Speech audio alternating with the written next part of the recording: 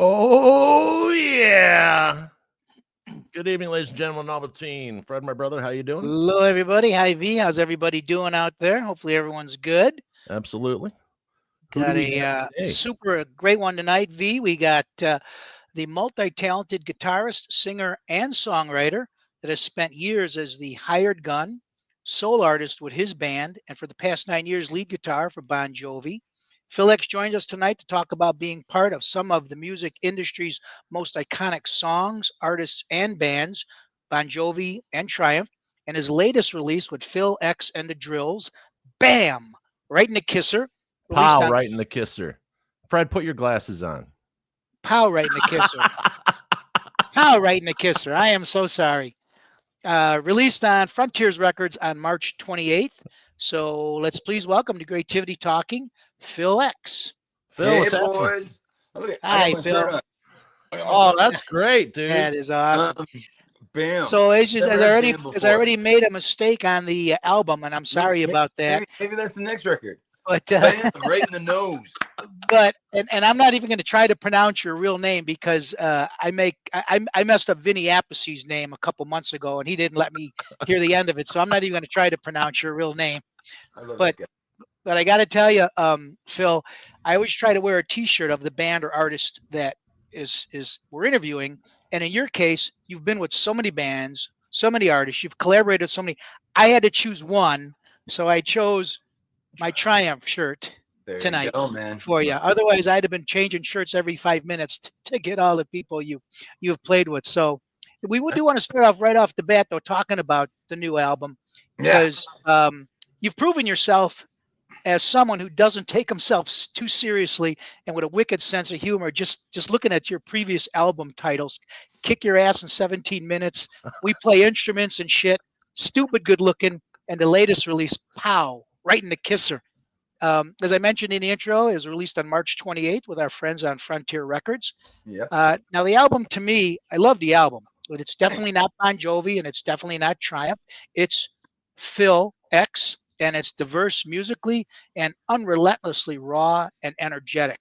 There's a Oh, lot of hard rock in there, a little bit of punk, maybe a little bit of stoner rock, maybe a tad bit of blues in there. A lot of punchy and catchy riffs and massive hooks. It perfectly showcases your prowess as a guitar player and a singer. So tell us how you put this album together.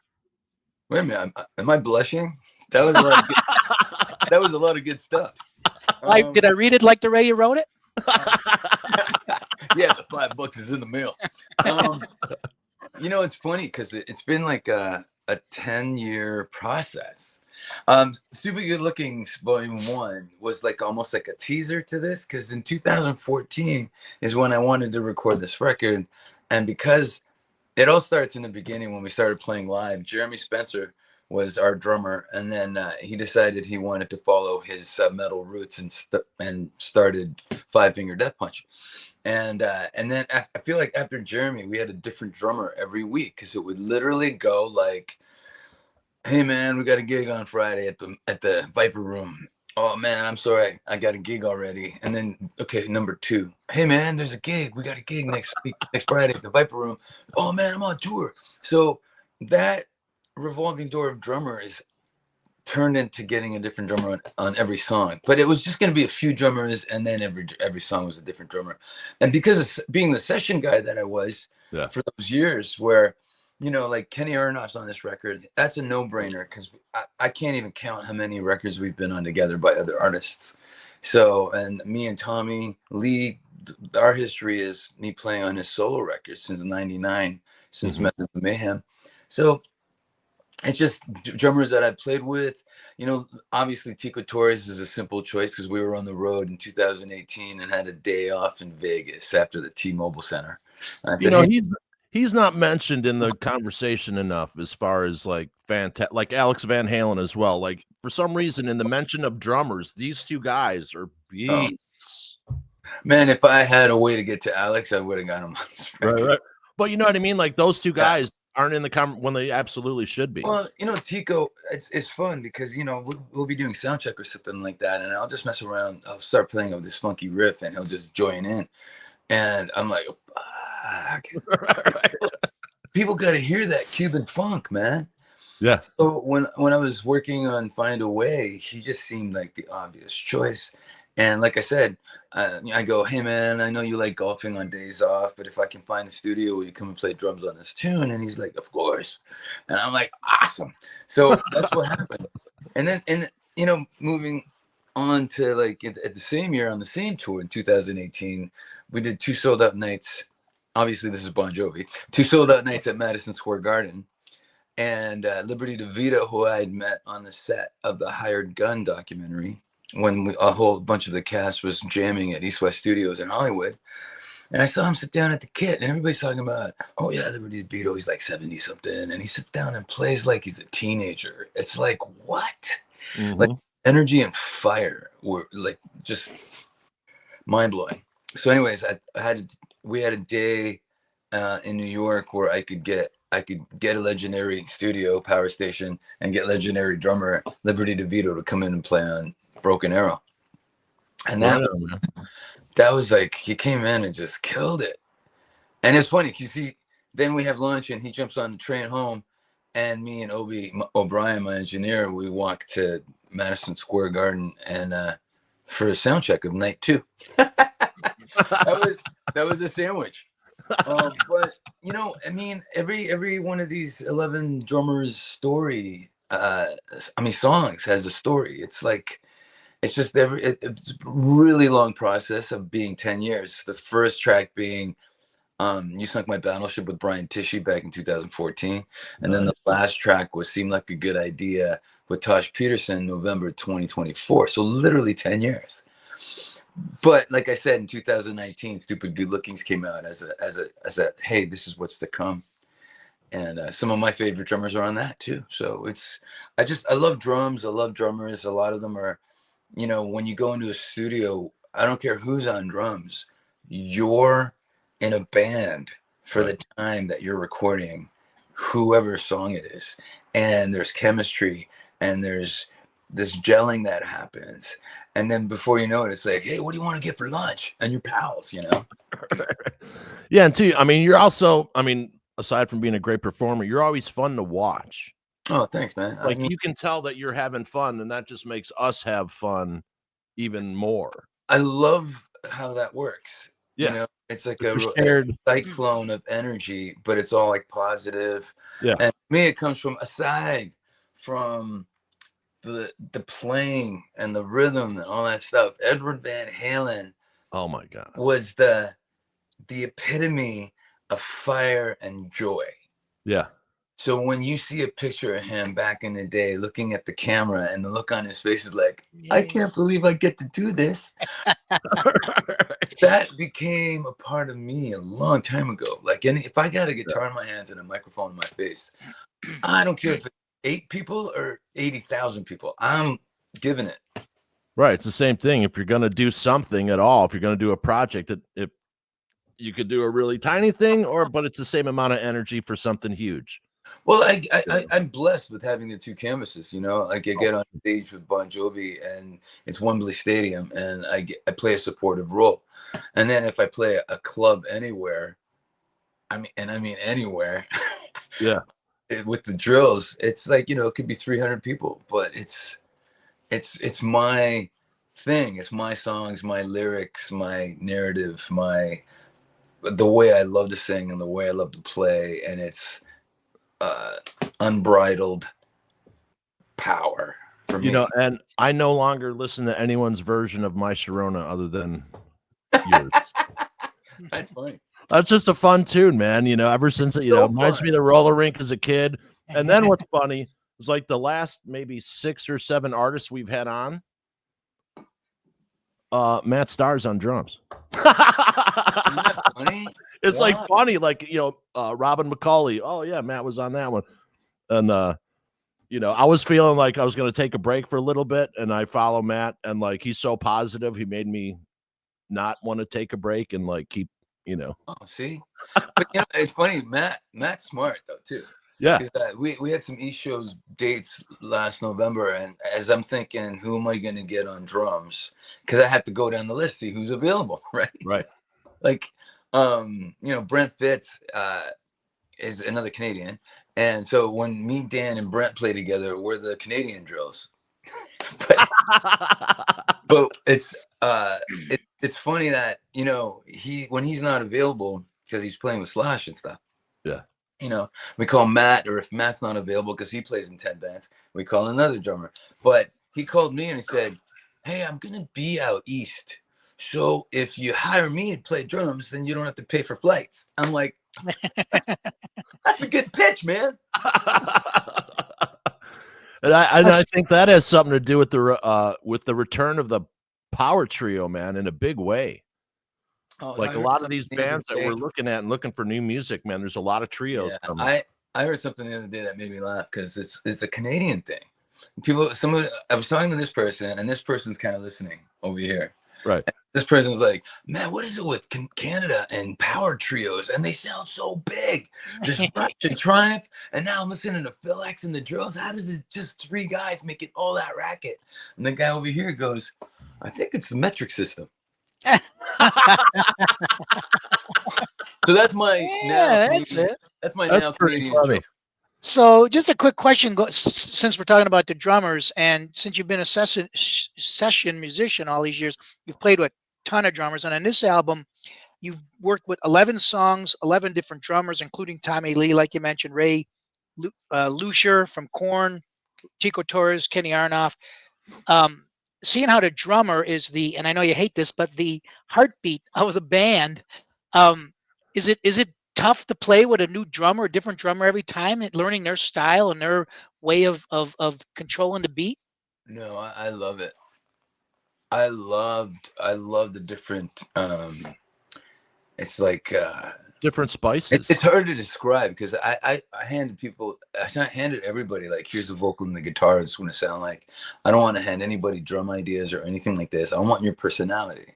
Right. Oh, and I did shoot myself in the foot in one little way, but I thought, if the common denominator is my guitar playing, my singing, Dan's bass, and Dan's background vocals, then it should work out all right.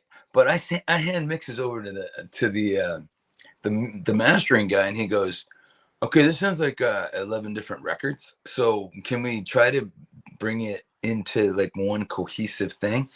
And I thought, oh my God. Okay, so I guess all that common denominator stuff is bullshit. And I'll see what I can do. So you're going back and you're reevaluating, you know, kick and snare sounds and where they sit in the mix, and they got to be closer.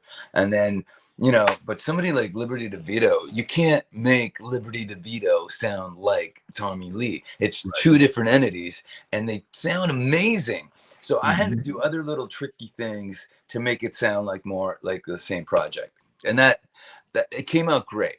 And Mauer, my mastering guy, he's an amazing dude, and he helped me through it. And he goes, "It's closer, it's closer, it's closer, it's closer, it's closer, it's done."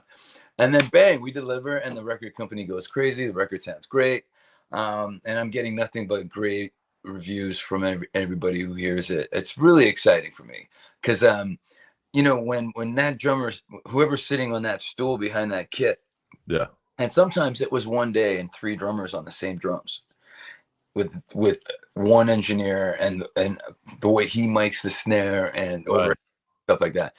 And they all sound different being on the same kit. So it's a style thing. So I mean, when the stylistic thing comes into play, it's me, Dan, who's playing drums, and we're a band for like 90 minutes while we work out the arrangement together, and hey, let's do this, and go crazy at the end.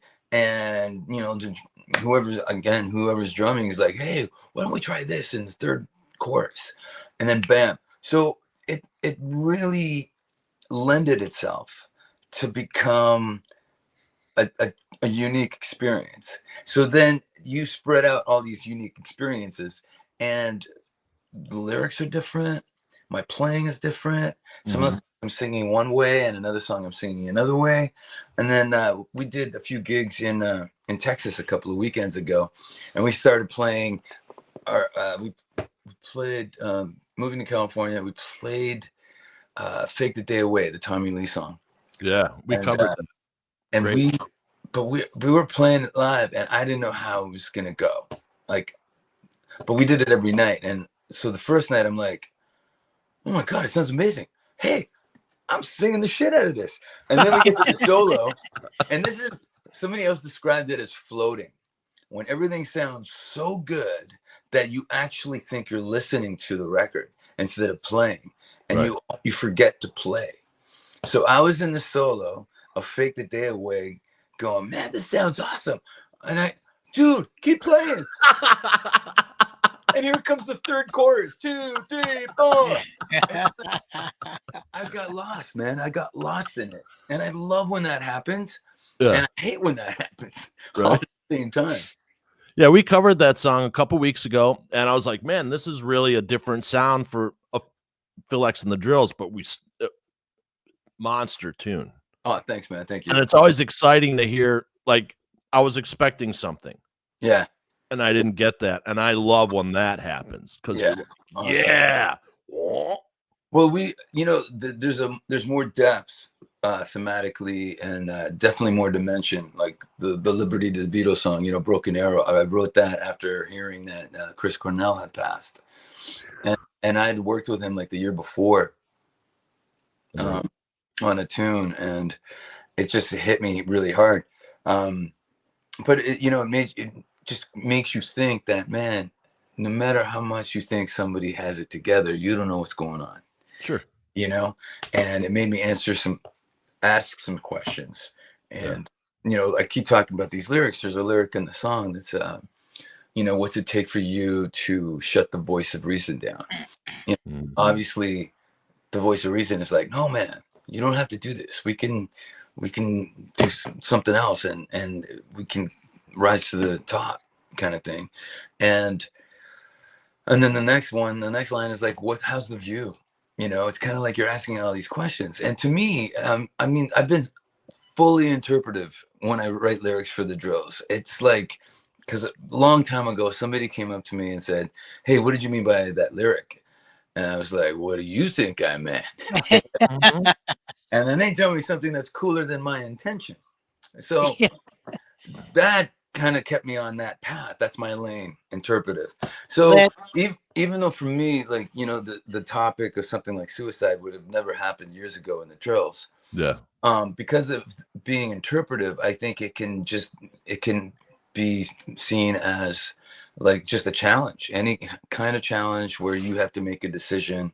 Yeah. And baby, there's no undo button. Right. Yeah. I mean, this show started. Everyone, by the way, if you're having a hard time, you can text 988 Suicide and Crisis Lifeline, or call 1-800-273-TALK. My brother committed suicide 5 years ago, and this show is in his honor because he got me into music, and so we do men's mental health through music and fart jokes, bro. Amazing. When I heard the song Broken Arrow, as I was listening to it, I said, boy, there's a lot of emotion in the way you sang it and the lyrics that I could hear. And it wasn't until later that I found out you had written it, with Chris Cornell in mind. And then it really resonated that you could just feel it in your singing that. Well, I mean, my girl was she was in the bathroom, maybe even taking a bath or something. And I walked in and she goes, did you hear? And I go, hear what? She goes, Chris Cornell passed. Yeah, man. And we both started bawling our eyes out. That was a hard one, man. I mean, his brilliance. No, his iconic voice, like even being in the studio that one time where I was playing guitar and I was hearing his iconically influential voice coming out of the speakers, and he was sitting on the couch. So how surreal is that for a kid from Toronto? That was nuts, And his haunting quality, would he have been as brilliant if he didn't go through whatever he went through? Who knows? But we all have our demons, right? The result was amazing. Exactly. But with those demons, there's choices. Yeah. But sure. I mean, there's so many things. Like, when somebody goes, man, I love that you Sunk My Battleship as a song title. And then I'm like, well, that's not enough. I'm going to make every line in the chorus from a board game. Because that's how I roll. You I know, told you he's got a wicked sense of humor, man. You don't take That's yourself funny. too seriously. That's so great. I think that happened a lot when I was doing the Fred Americana videos all those years ago, and I, Yeah. probably did 500 videos for those guys on a classic vintage guitar, and it's I think I attracted my audience. Okay, so a lot of people like the way I play, and some people then Yeah. I started screaming AC/DC and Led Zeppelin and Punk 49 and all this stuff, and then he sings too, and then I'm funny when I'm not playing, but I think what's endearing to a lot of people is that I don't take myself seriously. Yeah. It's like they can really connect to this guy that Right. if I make a mistake, I'm going to laugh about it and continue. It's Right. I think there's too many people that try to be too perfect when it comes to making music. I don't think music was supposed to be perfect. Chuck No, Berry was perfect. no. The Beatles weren't perfect. The Rolling Stones weren't perfect. Yeah. So and then when you talk about me making a record with the drills, so I'm not cutting up the drums and putting them on the grid so that the bass guitar are also. I don't do that. I want it to sound like guys jamming in a garage, and I think that's also a personality that's evident, and I think people dig it.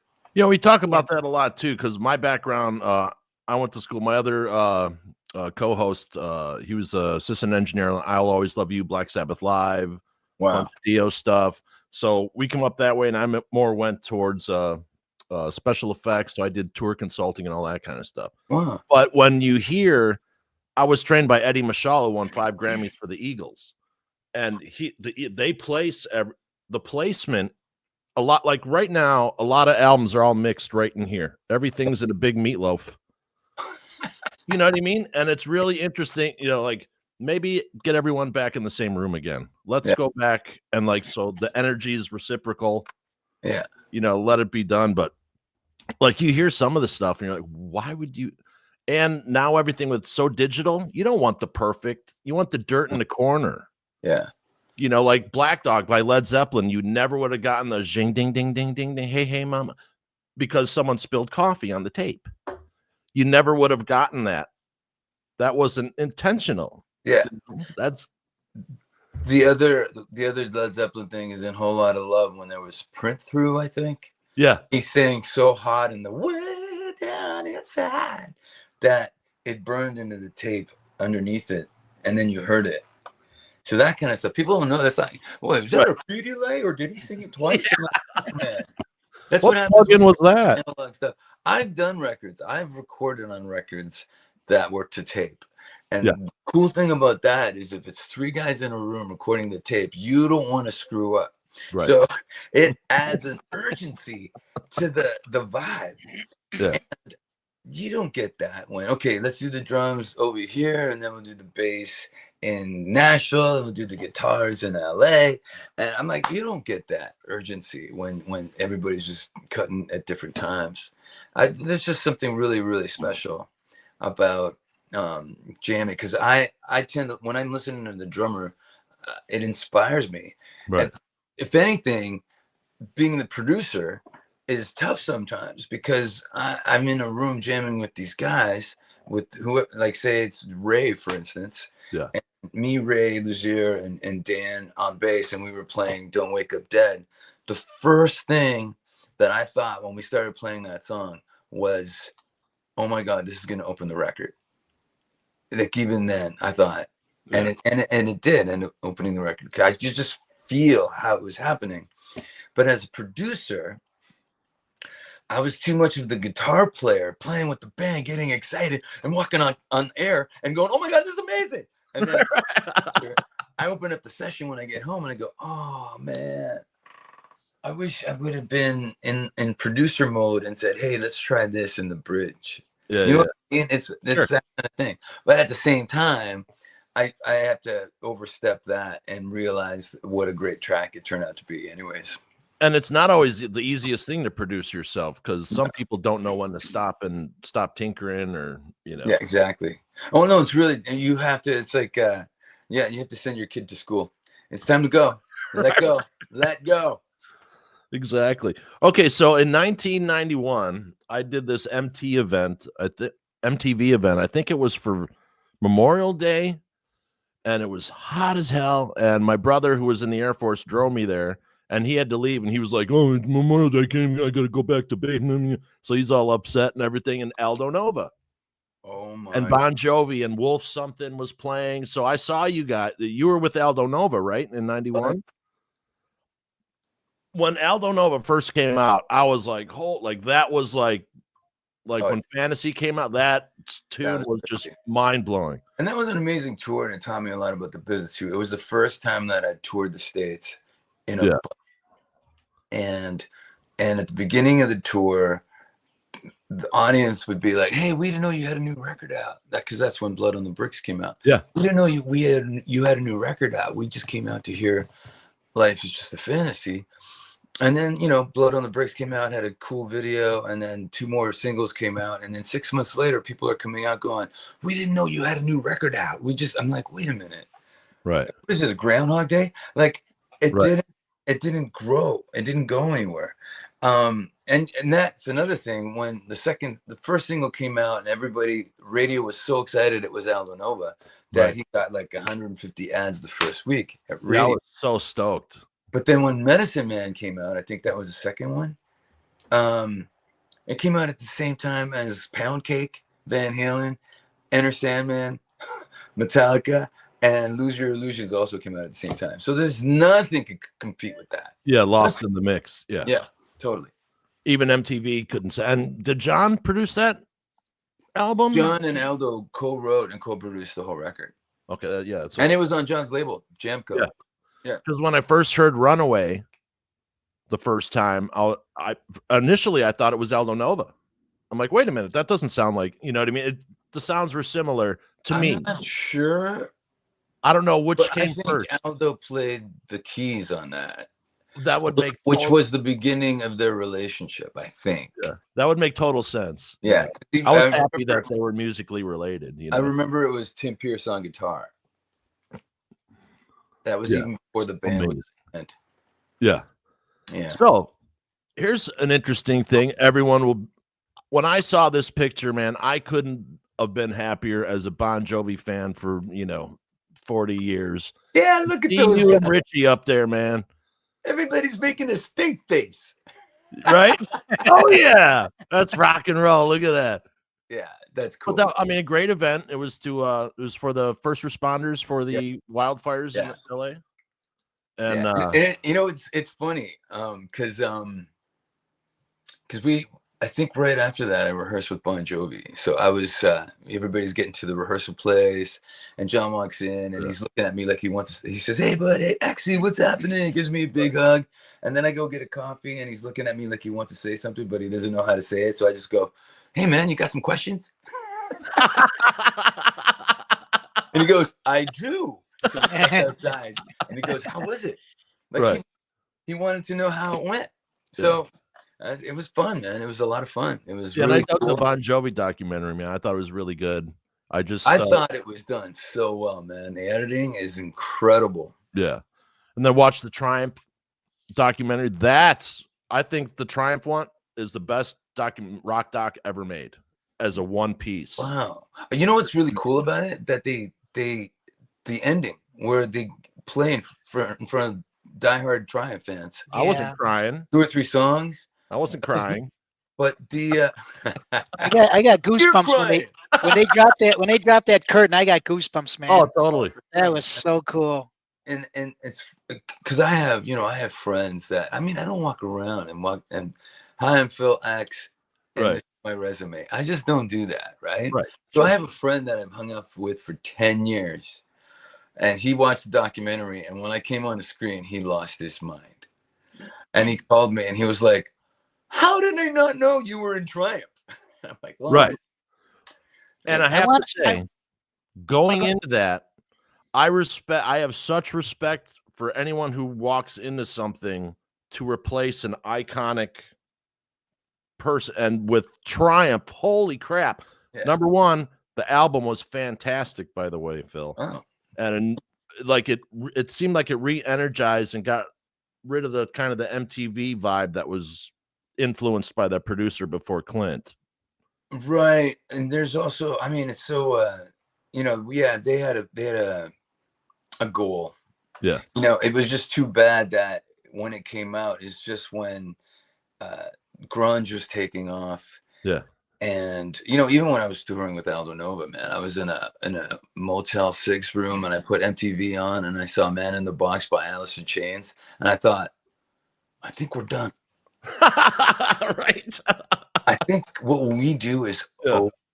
And it needed to be over. At that time, you I was getting could tired. take this guitar player out of this band and put him in that band, or you could take this song from this Right. band, this band could play it, and you wouldn't tell the difference. Homogeny.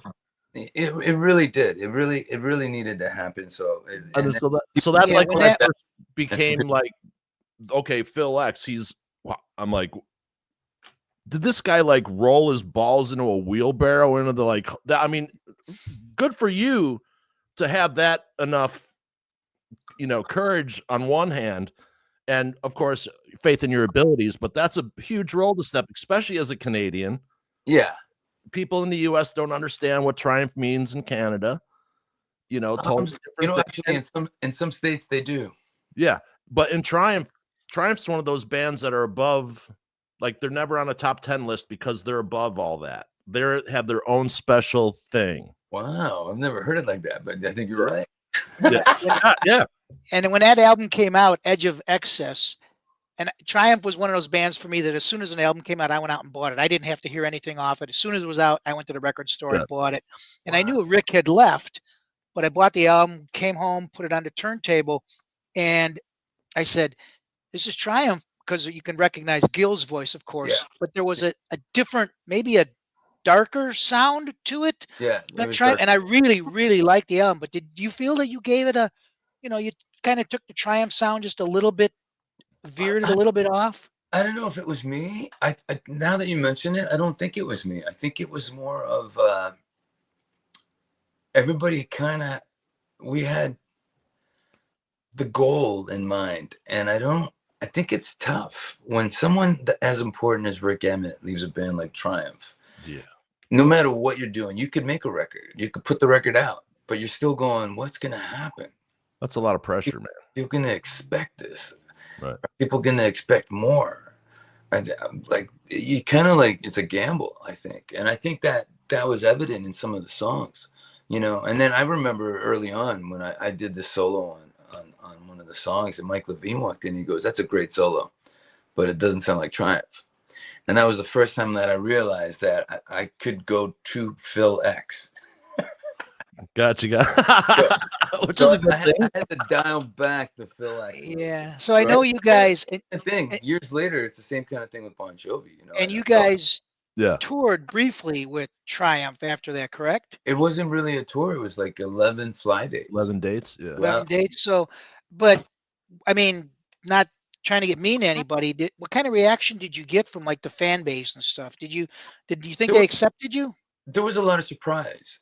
Okay. It's almost like, you know, I mean, to equate it to something in the present is I still get people going, what do you mean Richie Sambora isn't in Triumph? I mean, Exactly. what do you mean Richie Sambora isn't in Bon Jovi anymore? And he hasn't been in the band. I've been here for like 12 years. Right. You know, and he quit in 2014, and I became an actual member with my face on the back of the jacket. Yeah. Album jacket. And that was 2016. So I think it's one of those things. It's like when people have too many, when they scroll their phone and they follow too many people, you miss shit. Absolutely. You know? Yeah, exactly. So feeling the pressure. So then when Bon Jovi, you got the call. Yeah. Were you like, I've already done this before. I know what's coming. And then honey, grab the wheelbarrow. Yeah. The scale Again. The scale was way different. It was way like, you know, because that was like a couple of rehearsals and not even really lengthy rehearsals. It was a few hours one day, 2 hours the next day. And they go, hey, guess what? So Richie checked into rehab. So you're playing on Saturday in front of 50,000 people at the New Orleans Jazz Fest. And that was like, okay, I got that. No problem. People ask me if I was nervous. I didn't have a chance to be nervous. It was kind of Right, like, you didn't have time. it's kind of like, okay, dude, you've been playing and singing your entire life. Now it's just Bon Jovi songs. Go out there, you got this. And if I would have told myself anything else and crap my pants, then they would have just sent me home, you know? Yeah. Right. So when you got on stage, or like the first few times you played with John, obviously you knew the Bon Jovi catalog. I'm assuming you're a fan of Bon Jovi. Who wasn't, right? But when you got on stage, did you say, I got to play "Living on a Prayer" like like Richie did, or you know what, this is Phil X now, I'm putting my stamp on it? No, no, no. For me, it was a respect thing. I talk about the elements of respect, respecting the band, respecting the songs, respecting Richie Sambora, and respecting the fans. So, hey, there he is. Yeah, And, man, that's the as a fan for decades, that just made me so happy, man. oh, that's awesome. But for Absolutely. me, it was like I couldn't be. You can't mess with the solo from "Living on a Prayer" No. or the solo from "Wanted Dead or Alive." Even though one of my favorites is "Born to Be My Baby," I love that solo on the record. And over the Yeah. years, like when you have to learn material from a band of Mhm. that magnitude, you're listening to the record to hear what it originally sounded like, and then you're listening to the last tour to hear what it sounds like live with the cues and the ending and all that stuff. Right. And I don't know what Richie did to the solo to "Born to Be My Baby," but it was an easy decision for me to play the one from the record. So, I mean, that kind of stuff were the wise choices, and when we do something like "Keep the Faith," then, they kind of let me off the leash at the end a little bit, and I get to be me. So, there's, what do you want to call it? A minute? Right. 2.5 hours. And to answer, and Fred, to answer your question, to be honest, I knew even going in, I was really familiar with "Slippery When Wet" and "New Jersey," and maybe a little bit of "Keep the Faith." But I didn't know about "Lost Highway." I didn't know there was a country record. I didn't know there was all these records after that. Right. I saw them play "Have a Nice Day" on Oprah Winfrey when that came out. Right. But I wasn't really familiar with it. So that was a lot of homework. I definitely had a lot of homework. I mean, because your shows are quite long. They're just not you guys give 185% out there. Oh yeah, it's crazy long. But it's at the same time, it's like these people go to show after show. I call them super fans. You see someone holding up a sign saying, "This is my 200th show." Or you're looking down into the pit and you're saying, "Hey, wait a minute, you've been in that spot the last 5 shows." Right. And I'm like, okay. I mean, these people, to me, the super fan is someone who, they were so touched by the artist or a song that maybe saved, changed their life, that kind of thing. And they just want to feel it as much as possible. So that's kind of a cool thing. Yeah, Fred is a super fan, but he also writes reviews for metaltemple.com, so you can see the signatures on the guitars behind him there. I was looking at that. I need to get my magnifying glass. Yeah, I'm an autograph collector. I've been since I was 14. I started out in sports, and now it's all music. And I go to a lot of concerts. So, I'm one of those guys that you've seen in the crowd. I've seen this guy, but I love concerts. I love live music. I love supporting live music. There's a theater out by us here in St. Charles, Illinois. Seats about 900, and they get all the bands from the 70s and 80s. Going to see Jeff Tate Friday. Ace Frehley's coming in a couple weeks, and Wasp was just here, except KK's Priest. So Matt's playing for Ace, right? So it takes me back when I was a kid in Toronto. My first concert was like Cheap Trick at the Maple Leaf Gardens. But I saw Van Halen in 1980, 81, 82, and 84.